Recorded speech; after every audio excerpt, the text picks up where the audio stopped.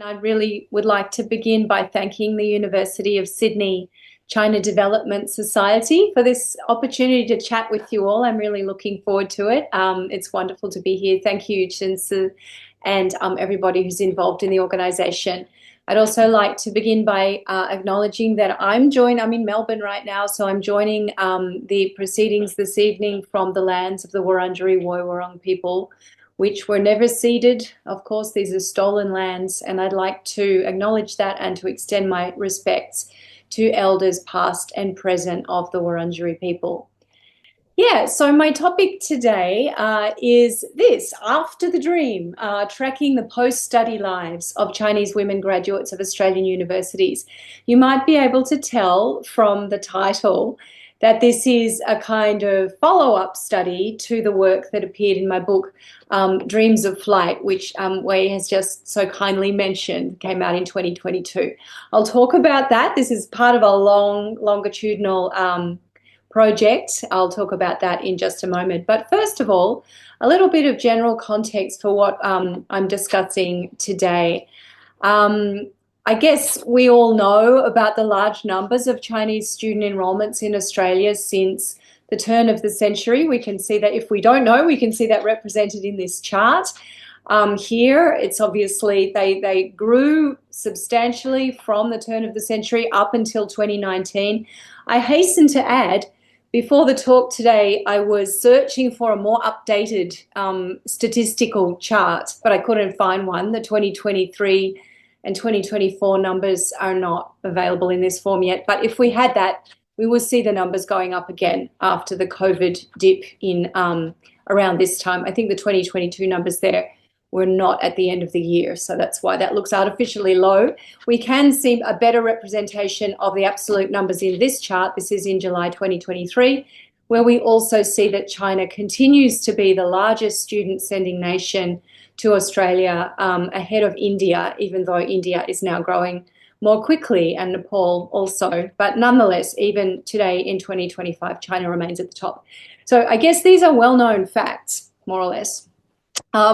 But things that we hear a little bit less about are the ones that we can see on this slide. So first of all, this question of gender, which has already been raised, of course, in the introduction. It kind of is a neglected perspective in thinking about the experiences of Chinese students in Australia, even though a majority of these students studying abroad in general and studying in Australia in particular are, in fact, female. And if we take into account the gender birth ratio around during the 1990s, when the students and graduates who I'm going to be speaking about were born, that was male births dominating by, on average, about 113 to 100 female births. We see we really kind of should have more male students than female ones, but we don't. We have more females than men. So, first of all, why? Secondly, and the question that I'm more interested in is, what difference will that make? What difference will being understood as a female-bodied person make in the Australian study experience? Second, the thing that we don't know that much about in a certain way is post-study outcomes. We do know something about employment outcomes. We have facts and figures, quantitative data on what happens to Australian graduates, but we don't know much about the rest of their lives. In particular, how the Australian experience affects them over the long term, especially in relation to their identities, their sense of themselves and their place in the world, exactly what we were hearing about in the introduction just now, including in relation to gendered roles and expectations. So that's what I'm interested in. So this study is a 3-part longitudinal ethnographic study which began in 2012. I'm not going to read out all these methods to you, except to say this was the pilot study in 2012. This was the major one in phase 2, which went from 2015 to 2021 in terms of gathering the ethnographic data. That resulted in the book, Dreams of Flight. The phase that I'm in now, we're all in the study, is phase 3. This is follow-up interviews with the same participants, 34 of them, across 4 years, 2023 to 2026, in 2 rounds in Australia and China, And I'm also continuing some digital ethnography, as in following people's interactions on social media and so on. So I'm going to be talking about phase 3 today. These are just some gratuitous happy snaps of fieldwork in Melbourne in the second phase of the study. This is the kind of thing. It was a lot of intensive hanging out. It was a lot of interviewing. It was a lot of joining in activities with participants, like this party that I got invited to that participants themselves had organised after their exams and so on. So that's just to give you a sense of what happened in the earlier phase. And very quickly now, just some really crucial social background. I say this is crucial because it frames the main finding of the second part of the study, which is what I want to kind of ask about what's next in the third part of the study today. So I guess the way that I framed participants' experiences of studying in Australia in the second part of the study and in the book was in relation to these two kinds of discourse, two kinds of ways of understanding oneself as a young, female-identified, middle-class, urban student coming to study in Australia. The first discourse is this one. It's what I've called the notion of the enterprising self. Essentially, it's a version of understanding one's identity and one's social position based on post-socialist culture and the encroachment of market logic into social life, particularly in urban China. It's the part I'm thinking about. Centering on this ideal of self-reliance, or 靠自己, as we often hear, the notion that one should compete with others to advance oneself in the market society, that one should be an independent, rational, choice-making, competitive individual.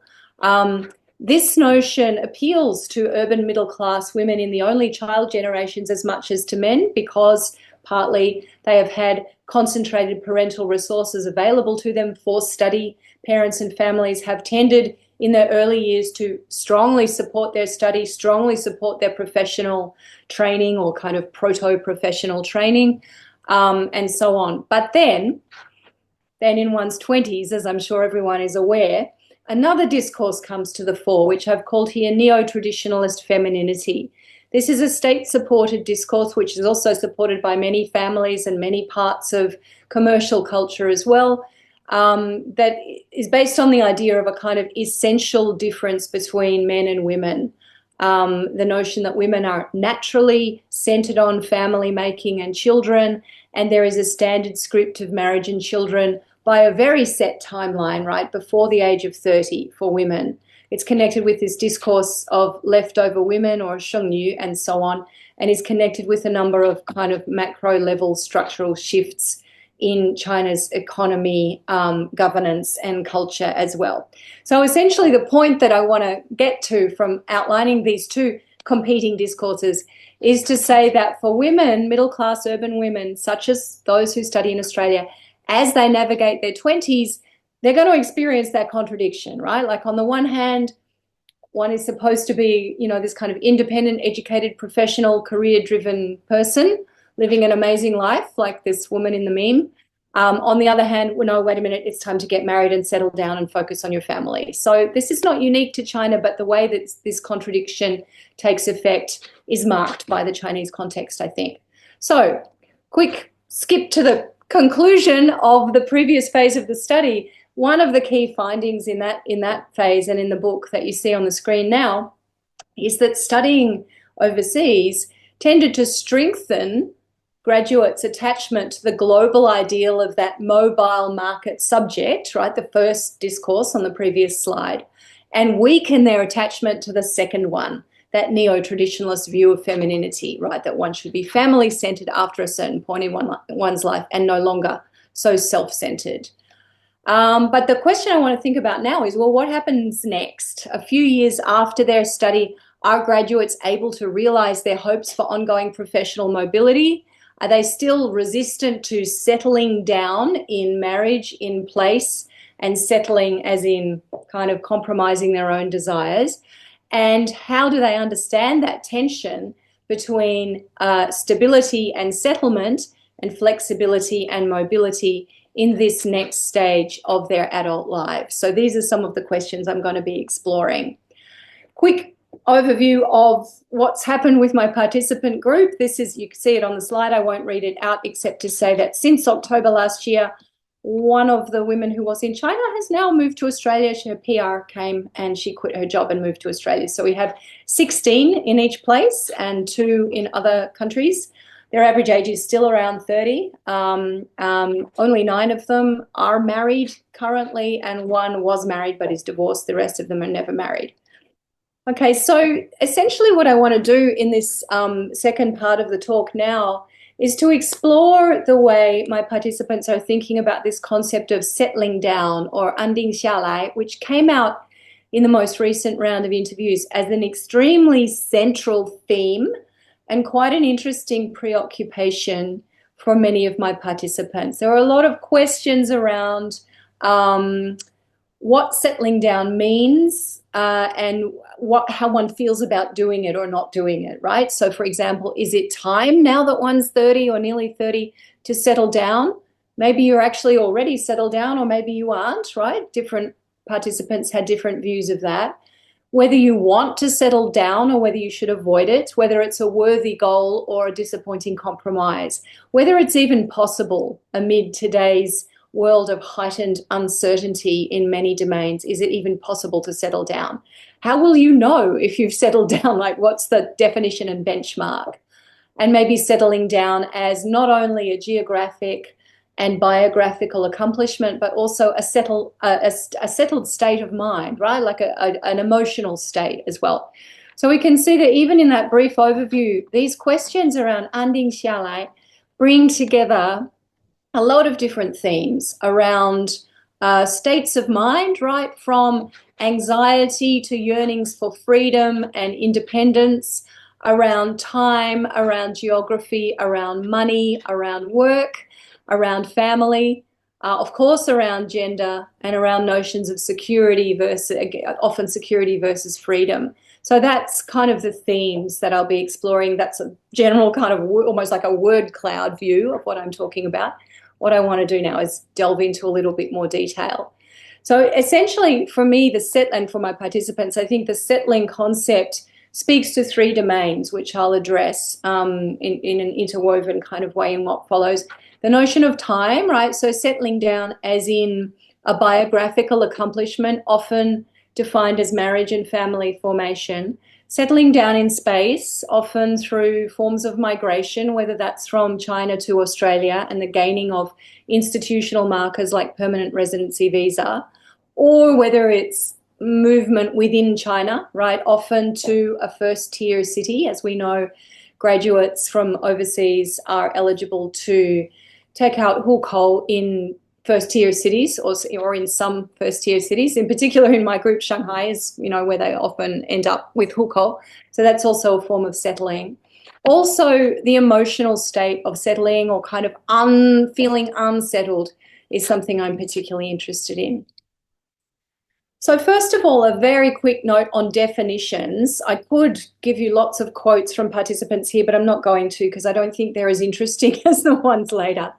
But when we're talking about what does 安定下来 or 稳定下来 mean, there's kind of a consensus in my group of a number of markers. Number 1, an established professional career of some kind is a form of settlement.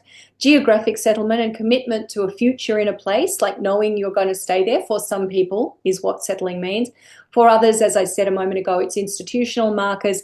For others, it's a mental state. It's no longer feeling anxious. Interestingly, there's kind of a contradiction or 2 different definitions around family versus personal independence. Some people defined settling as that formation of like a marriage bond and children, and said as long as these are participants who are already married with a child or wanting to have a child, they would say things like, as long as I have my husband and my child, I don't care where I am, I'm settled. That means I'm settled, even if I'm still moving, right, geographically. On the other hand, other participants said, having a husband or a husband's family is not necessarily that reliable. Like, what if you find that you get divorced? What if you find your husband's family is not good to you. So it's better for women to have financial independence. When I have my own income and my own ability to survive, then I'll feel settled. So you can see that's actually kind of two contradictory definitions in relation to marriage and family, which I think is not random, that contradiction. It is actually getting to the heart of the conflicted place that this generation of young middle class mobile women is occupying. So that's definitions. But how does settling down or not settling down feel? On the one hand, we have from participants like Nyo this sense of she just finds herself as pretty much settled down. She married a migrant man that she met here. She has a professional job. They purchased a house. She's no longer on a temporary visa. She's got permanent residency. So she feels settled, but she also feels that's restrictive. As you see here, before I felt happy to travel around. Now I feel very restricted. You can't have that kind of plan at all. I wrote a previous paper, came out in 2023, which featured Nyo precisely because she was so in love with the idea of remaining permanently unsettled. She wanted to travel to Spain, to Mexico, to never have a professional job, just work in low status jobs. She was very interesting in that regard. But a couple of years later, she finds herself settled and restricted. So that was an interesting outcome. We'll see what happens for her next. So settlement as restrictive. Conversely, and kind of following the same logic, others described unsettlement as a kind of freedom. So here's an example on this slide from two absolutely inseparable best friends, or they were inseparable in their student days, Yue and her best friend Qi. So Yue is the one I'm really focusing on here, but she's talking about Qi. So Qi is married she got married very quickly after graduation. Her marriage was arranged by her family, where she fell in love with the guy and they got married. And then, blam, she got pregnant much quicker than she was planning. So she was living in an apartment purchased by her husband's family in Shanghai and kind of tied down by the baby, as we are when we have a baby, mobility decreases. So what I'm interested in here is Yue talking about Qi. So Yue herself was unmarried. She just got a new boyfriend. She was living in Hangzhou, which is not her hometown. And she was traveling all the time, both for fun and for work. So she says, I definitely haven't settled down yet because he's only a boyfriend. She likes to make jokes of this kind. So she's kind of saying, I can chuck him away at any time. He doesn't tie me down. And then she says, you can see, she focuses on mobility. Right now, I can't guarantee I'll always be in Hangzhou. They might open a branch in Shanghai. I'll consider it, she says. If I go to Shanghai, then I'll switch to a Shanghai boyfriend. All right, everyone laughs. I'm not sure whether I'll settle down in Hangzhou in the future or whether I'll work in the advertising industry even. I just don't know. But this feeling of uncertainty is great because I'm really free. She kind of annoys me, she says about Qi. I ask her to come out, but she says, no, I just asked her to go with me to Changsha for the weekend, just a weekend. Just go there on Saturday, come back on Sunday. And she's not okay with it. So Yue is kind of teasing her friend, but it is kind of, underlining this version of unsettlement as freedom. On the other hand, though, on the third hand, as it were, there are also very poignant expressions of ambivalence about how being unsettled feels. And I've just given you a couple on this slide, which I won't read out, but one, as you can see, is a social media post from Yuan, who says that she's wandering between seeking freedom and envying stability. And here it seems that she's almost like piecing together a biographical map where there is no map. That's how this post feels to me, right? Where she says, can only take the solitude of 20 years old, the simplicity of 22, the abandon of 25, and keep exploring forward. It's like she's making it up as she goes along, right? Not following the standard template and feeling a bit anxious. And similarly, May, who's a little older, also unmarried and living in Melbourne, she doesn't think there's any way people can settle down because we're always immersed in the river of life. As long as your eyes are open, you're not settled because something's always happening, right? So it's this kind of, and May, I think, kind of wanted to find a partner and be settled, but she just kind of didn't think that may not work out for her. And even settling in an existential sense seemed difficult or like kind of unimaginable for her. So let's explore a bit more about this kind of ambivalence in such experiences. I've made a very long list on this slide, which is really too long for our purposes. What I want to do, I mean, there's a lot of ambivalent experiences of unsettling. I want to just focus on 3 of them, okay, briefly in this final part of the talk. So one is the loss of clear goals or passions or direction after study, the sense of there being too many possibility and it's very difficult to make a decision. A reevaluation of formerly disparaged married peers in hometowns, so married cousins. You used to think they had such a small, boring world, and now you think actually they look pretty happy and I feel a bit anxious about not having done that. Thirdly, the loss of social connections occasioned by hypermobility. So very quickly, just some examples there from 2 participants, Yixin and Xingxing. You can see they have a lot of things in common. They're around the same age. They're both unmarried. Yixin is living and working in China. Xingxing is living and working in Australia. They've both been very mobile geographically. They've both also been very mobile in terms of career, changing jobs a lot. And they've both explored New Age or alternative spiritual groups and practices as a way to kind of ground this unsettled feeling that they have. So they're quite an interesting pair to consider together. So just a couple of themes here. Here's Xingxing. Now, when she's talking about, I was in an interview with her and I said, a lot of the other participants are talking about this notion of settling down. And she said, I feel amazed that some of them think they have settled down.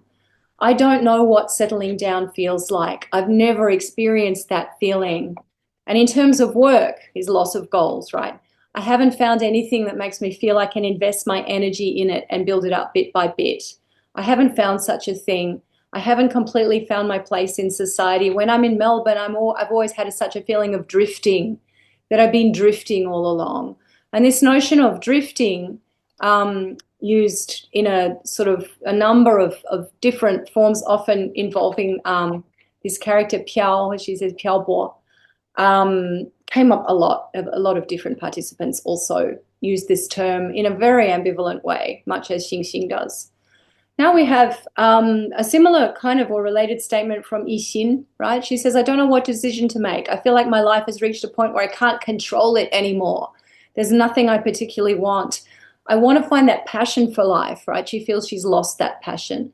I don't believe in some things as much as before. Back then, going abroad was the ultimate dream. You just had to do it. And then you think you kind of feel great because you're living an independent life. It was like my own life had just begun. But when you come back here, you find that life here is actually like this, like uninspiring. And then, very briefly, actually both Xingxing and Yixin had very similar stories like this. I've only put Xingxing's story here, but Yixin also had a similar one about going back to a small family or hometown to visit married cousins, right? This seems to be a common experience at this age where younger female cousins are already married or are about to get married. And she says, I looked at my cousin's life and my life. They're very different, but would you say I'm happier or she is? It's hard to say. Her social world was all in a very small geographical area. They were all very close. Now, the me of the past, maybe a few years back, would think it's very boring, too small. But when I look at her now and when I look at myself in Melbourne, I feel lonely sometimes. I think maybe she's happier than me. My mother's in China, I'm here. I don't have family, I don't have a husband, I don't have children. Sometimes I'm really lonely and lost, right? Mima, this constantly recurred as well. So this reevaluation of married peers in hometowns. And then there's also the theme of social disconnection along with mobility. And this quote is from Yixin. She was living in between Kunshan, near Shanghai, and Shenzhen, like literally moving between the two all the time, as well as moving often to Yunnan, where she was exploring an alternative community in Dali, and sometimes going to Indonesia as well, where there was some alternative spiritual activities she liked to do there. So she's very, very mobile. But she said she has a feeling of wanting to settle down, but not wanting it. The heart longs for a stable place, a person or a group of friends to have a sense of community, but I don't know how to find it because she feels, like an outsider in Shenzhen. Like a lot of people feel like outsiders in Shenzhen, right? It's a society of outsiders. But she feels she has fewer social resources there. And interestingly, it's when she talked about this a little bit more, she says, I couldn't fit in. The reason was that the local community activities she tried to join in her neighborhood in Shenzhen were still centered on family and women's roles in family. For example, providing elderly care, providing childcare, and so on. She couldn't relate to it. So that's the reason I feel I haven't settled down. I seem to be in a state of wandering. And when I found I couldn't settle here, I was confused. Like, what on earth should I do? It really was a crisis moment for Yixin when I spoke to her about this sense of social disconnection. So what I've presented today very quickly is an unfinished story. We've seen how the young women I'm talking about originally wanted to see themselves as mobile, independent, worldly citizens with no intention to settle. But several years later, that question about whether, how to settle sort of become more prominent for them. And they're really torn and conflicted between stability and settlement on the one hand and flexibility and mobility on the other, which in a way mirrors young people globally in what has been called this age of uncertainty, right? But it does also have contextually specific aspects, I think, for people who grew up in mainland China, particularly this continuing force of the Chinese social assumptions that women should, and indeed people in general, should settle down into some kind of stable family situation at a certain time. For women, it's an earlier time than men. That becomes a shaping force in the way that they're negotiating these deeply unsettled temporal, spatial, and emotional experiences of mobility and flexibility. It's truly an honor to be here today with you all, particularly alongside my dear mentor and co-author, Professor Fran Martin. I also want to extend my heartfelt gratitude to the China Development Society for this wonderful invitation and the opportunity to be reunited with Fran after our whole year. Like in 2024, we did so many presentations together as a team. And it's the first time I think we are sharing our respective research with the audience. Before I begin,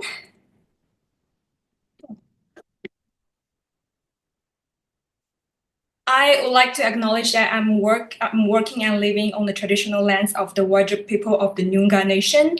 I also pay my respects to the Wurundjeri people of the Kulin Nation, on whose land much of this work has been conducted and this paper has been written. So the research I will be sharing today is part of my PhD, completed PhD study that focuses on Chinese queer female students' queer and adult identity making. I'm pleased to mention that this paper has been accepted for publication in a forthcoming special issue of the Sociological Review due later this year, so stay tuned. And I'm truly grateful for this opportunity to offer you an early glimpse into this work, and I look forward to your feedback and insights. In this paper, I explore how Chinese queer female students balance intergenerational relations, aka family, and their queer female identity in a transnational context. Drawing on interviews with 20 Chinese queer female students aged from 20 to 34 who lived in Australia in 2021.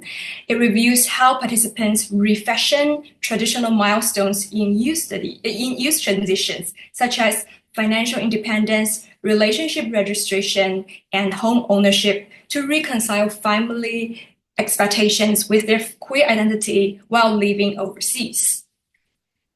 To elaborate further, my research contributes to an advanced understanding of queer youth and adulthood by bringing family into the focus of studying queer identity.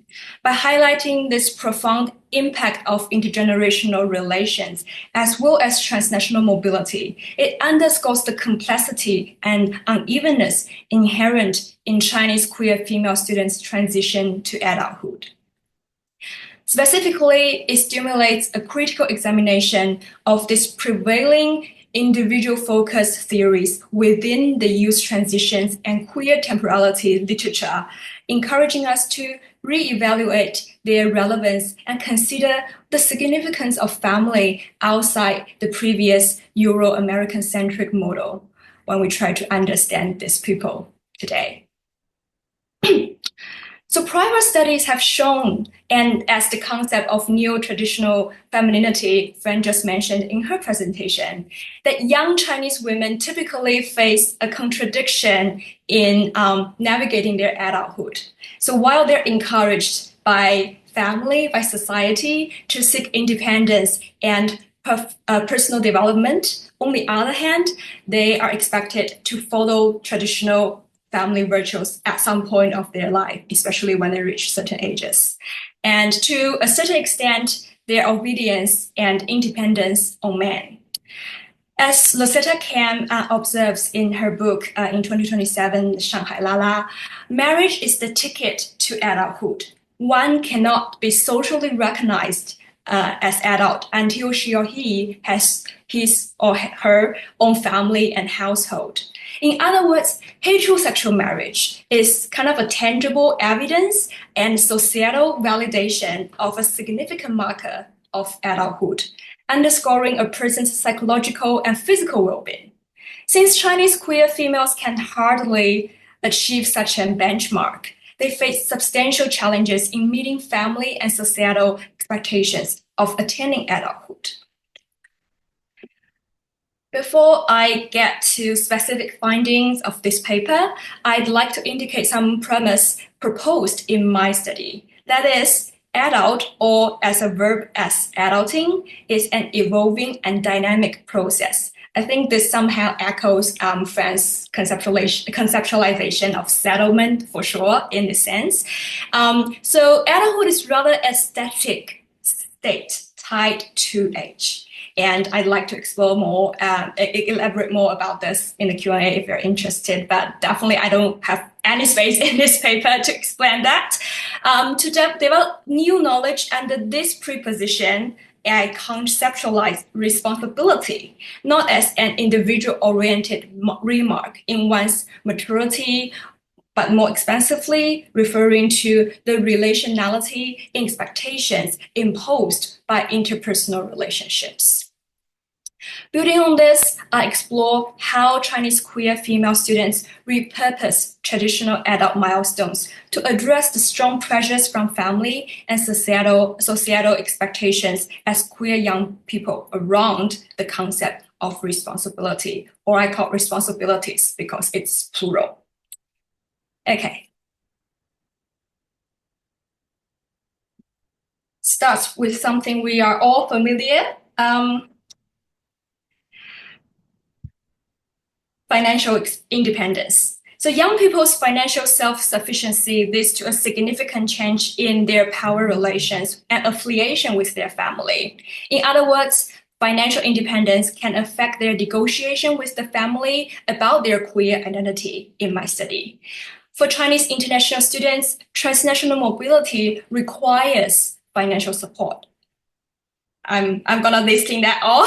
Costly tuition fees, living expenses, and limitations on working hours attached to the Australian student visa have forced most students to rely on their family's financial sponsorship during their overseas study, especially at the start of their studies. And that is also the case for my participants who rely heavily on their parents while studying abroad. Studies on Chinese international students in the UK context have shown that students who are from economically more privileged backgrounds might not feel the rush or obligation to be financially independent from their family, as they, both students and their parents, value comfort and cosmopolitan experiences more while studying abroad. But this is a different case for queer international students. In my study, Chinese queer female students expressed the urgency to become financially independent, leveraging this independence for safety, for their confidence, and for agency. Taking one of my participants who I call TT here as example, when asked about her status as an adult, TT stated that not achieving financial independence made her feel she was only weakly 虚弱 like an adult. There was solid reasons behind her anxiety. I will just read out the quotes now.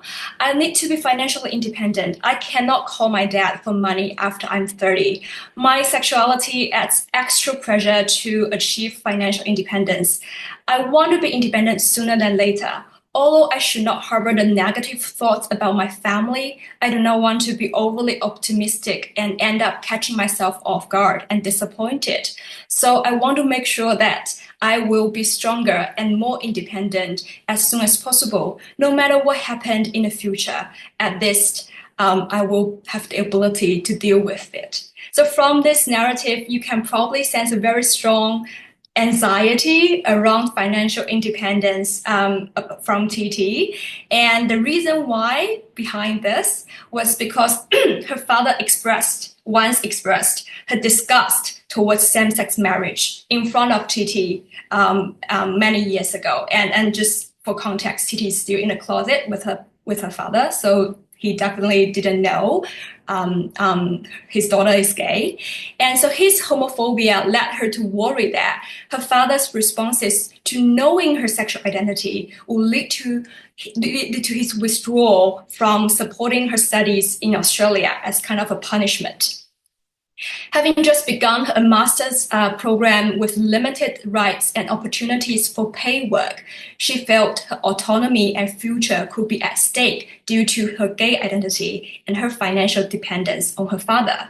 In this case, Chinese queer female students tend to consider financial independence as a form of self-responsibility to secure resources and agency for mobility.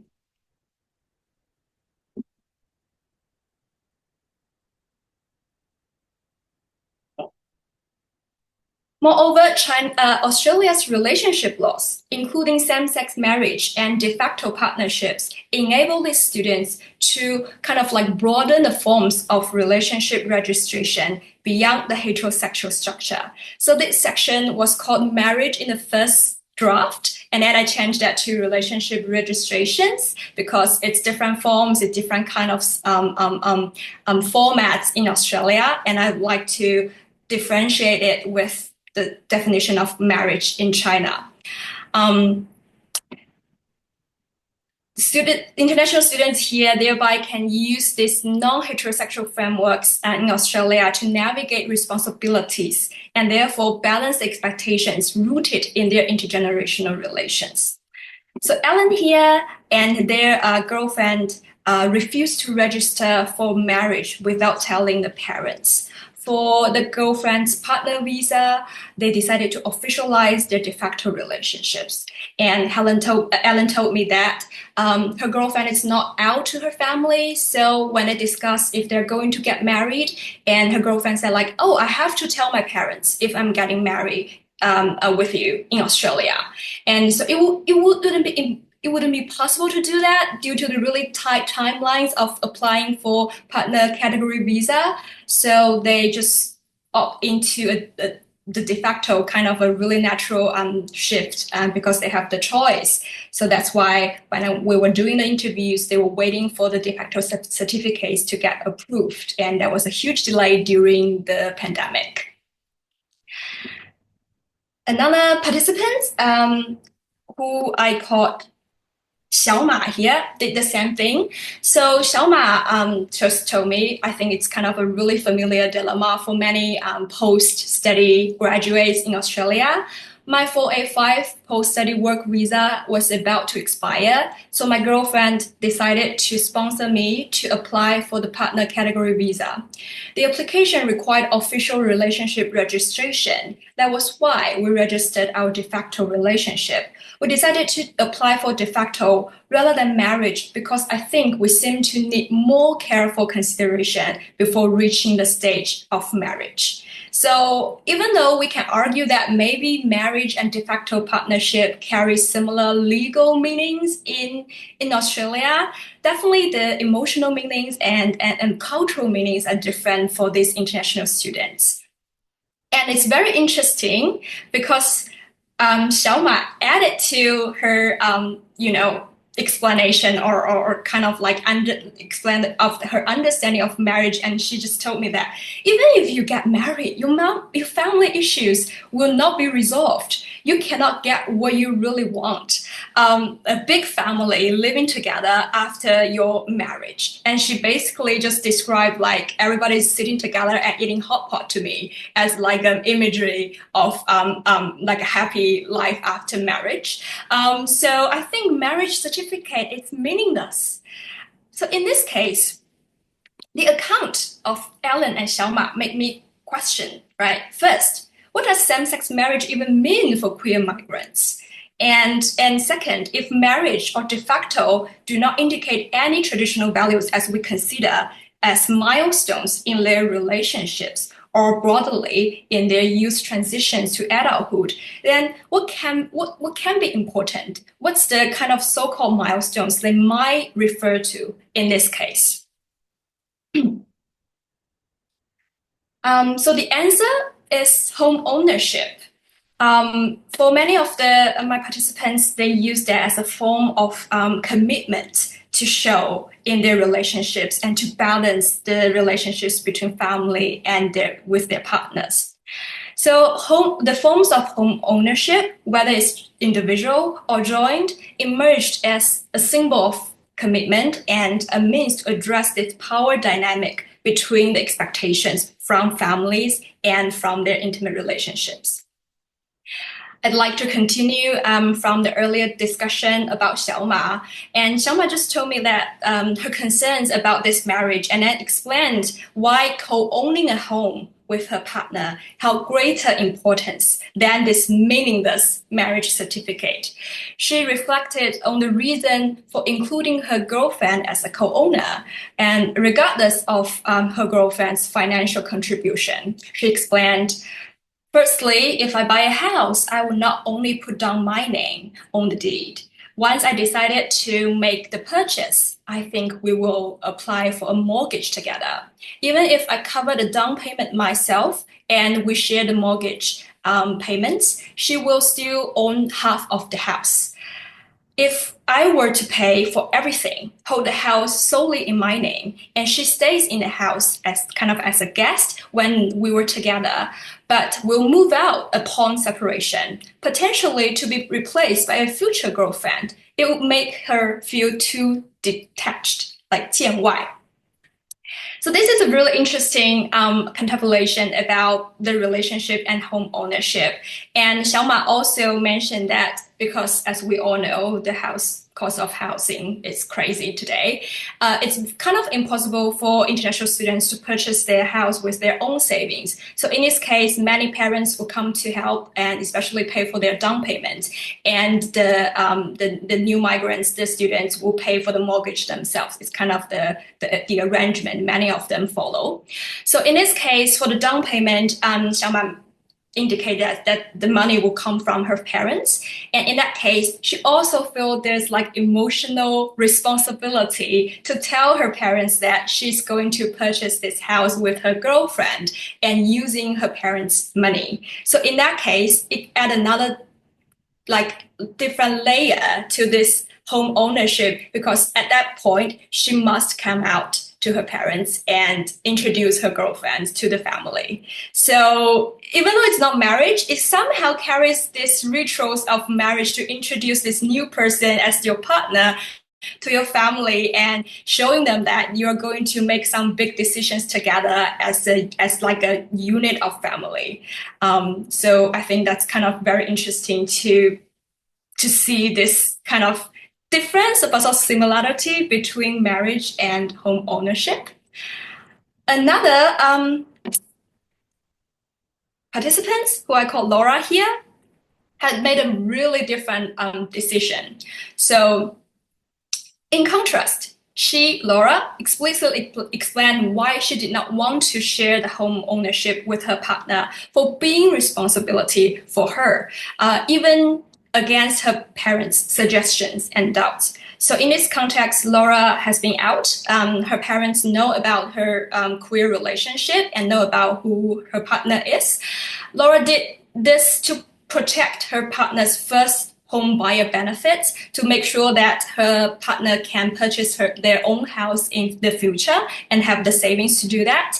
And since her partner coming from a more economically disadvantaged background, Laura also did not want to give her parents any reasons to blame her partner. So she said, I do have this capability to secure a home loan, and why shouldn't I buy the house myself? It is my property. I've told my parents that this is our home, that they can come at any time. I borrowed the money from my parents. It has nothing to do with my partner. This is because if my partner were to have any financial dealings with my parents, their attitude would be very condescending. So Laura here is trying to protect her partner from engaging with this family financial business and getting into being nagging, like all her parents nagging, like, oh, why your partner pay less money compared to you, and why that you are not doing this equally. So she's just trying to avoid everything by doing this home purchase herself. And it's very interesting because when we're doing the interview, she was actually doing house hunting. And I think now she got a really nice unit in Melbourne suburbs. So this is definitely really practical at that point. Okay, so this is a really short snapshot of my the narratives from my participants and the findings. You will definitely find more from the published paper. But I think it will be really delightful to share this with you as Chinese queer female students refashion these milestones to address the dilemma of growing up while living far away from their presumably heterosexual or even homophobic families. Throughout the analysis, I interrogate this concept of responsibility in queer mobile transitions, challenging its individualistic discourse of autonomy, independence, and choice-making in Western youth studies. I illustrate how Chinese youth attached great importance to their obligations or feelings of obligations to others, particularly their families, by figuring and practicing responsibilities beyond themselves. In this way, my research highlights the ambivalence and tensions in the transition to adulthood as queers and Chinese daughters. It also shows how these young queer females strategically cope with the discrepancies and seek reconciliation in self-actualization and social expectations in a transnational mobile context. Overall, this study explains how Chinese female students leverage this we call conventional milestones and mobilize overseas studies in negotiating their queer and adult identity. So to sum up, this paper disputes the limited portrayal of family dynamics in the literature of queer temporality. It offers a nuanced view of young individuals' perceptions and practices of becoming adults while on the move. The findings shed light on the complex role of intergenerational relations that leads to a repertoire of responsibilities, broadly talking about queer sociology scholarship with a focus on non-Western cultural contexts, while critically considering the effects of transnational mobility.